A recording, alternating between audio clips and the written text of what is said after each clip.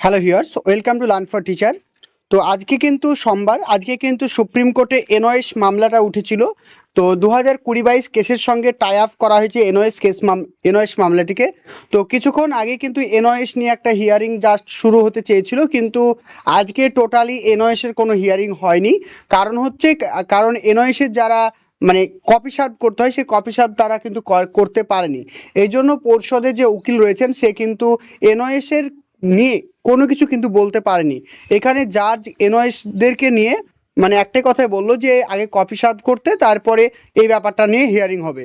তো এর জন্য আজকে কোনো রকম এনওএস নিয়ে কোনো আপডেট নেই। এটার যে আবার যে নেক্সট হিয়ারিং প্রায় 1 মাস মতন পিছিয়ে যাবে। তো আমাদেরকে আবার 1 মাস মতন ওয়েট করতে হবে বাকি যারা আছো। তো সমস্ত আপডেট তোমরা পেয়ে যাবে। আজকে এনওএস নিয়ে তেমন কিছু হয়নি, আবার প্রায় 1 মাস পর কিন্তু এটার ওপরে আবার হিয়ারিং হবে। ওকে, এই পর্যন্ত, আবার দেখা হবে নেক্সট ভিডিওতে। Thank you.